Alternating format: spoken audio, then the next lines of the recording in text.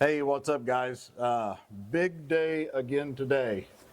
So I think Noah is going to grab a couple of pictures of what we've got going on here just so we can explain what we've done. But when we started this whole process, Jordan lives in this camper. It's 20 degrees outside right now and it's snowing, and he's at a job site as we speak in this kind of weather. And when he gets off work, he goes into his camper and he sets up for the evening, and this is where he lives. Camper's on a job site, and that's the whole point of doing this. So for Jordan, it's not recreation as much as it is work and wanting to be able to be comfortable after work. So one of the things we talked about, his big concern was Texas heat, and I get that.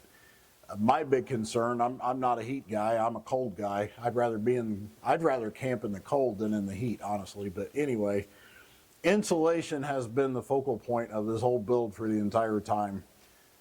Tear down's easy. We've torn this thing down something fierce, and then when we start to build back, how are we going to build it back? What are we going to do to improve insulation? How are we going to improve it? And when we get into things like windows, what in the heck are we going to do? This camper started out, this sidewall had 1.5 inches of fiberglass insulation. If you look up the R value of 1.5 inches fiberglass, it's like a 3 or a 4. 3 or 4 is not, your cooler has more R value than that. So when we got away from fiberglass insulation, we go to rigid. You can improve there, but the rigid insulation is only going to give you an R5 at 1 inch. These walls are 1.5 inches, so that's an R7.5. It's still not at the minimum for any kind of building standard. 2 inches of foam is considered a vapor barrier. That's an R10. That's when you start getting into something that's actually considered insulation. So when we got to this stuff, it's easy to build a flat wall. This wall was originally 1 inch of open cell insulation. Its R values is down. It's below the R5. It's probably a 3 as well. Now this wall has 2.5 inches of rigid foam. There's no thermal breaks on the backside because there was no frame here. But now you're up to 2.5 would be what, an R 13.5, I think, or 12.5, something like that. But you're past the first building code for vapor barrier. This is easy. Flat walls, piece of cake. Put some insulation up, call it a day. There's a bunch of aluminum tubing in there. You guys have seen that if you watched any of the videos. But what do we do about the aluminum and the thermal bridging going on? We're going to get a picture and inlay it here. There's 1 inch of foam between any aluminum tube and the inside of the camper. So that 1 inch will give us enough thermal break to stop any major heat transfer from heating or cooling up this wall. You guys, if I've seen a lot of wintertime campers and they're suggesting putting foam on the outside of the slide, and it's the same kind of concept, only we're doing it with the inside. So I had a ton, and I mean a ton, of different designs and thought processes. What would we do? How would we do it? And this is the culmination of all kinds of messing around. We'll get some more pictures of this, but basically there's a 1 inch ledge here, and it goes all the way around. It's framed in with the same wood. It's glued in with the same contact cement, but when you're really detailed, this cuts in really nicely. We'll get some close-ups. I'm super stoked. When we get this sanded down with a little finish sanding, do a primer coat, when we prime this, we're gonna take this inside window frame out. The windows is getting seam sealed, or it got seam sealed this morning, so the window's setting up right now. That stuff takes 24 hours to cure fully. And once it is cured, it still flexes. It still has some give to it. It's automotive grade seam sealer. So once that's done, we can take this frame out. We can go in here and mask everything up.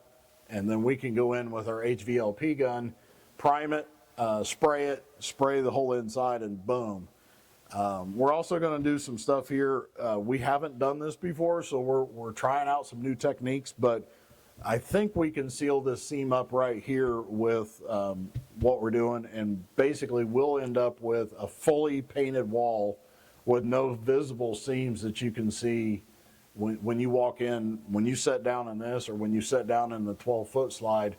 My goal here is if we can get our processes right, the way I'm working stuff out, when you walk into this thing, the walls are painted, there's no seams, there's no drywall or no wallpaper, there's no wallpaper seams, there's none of that ugly crap. It's just a nice, smooth, flat, finished wall. So that's what we're going for. But a lot of this construction in this type setting with hollow tubes and all this, we have not done.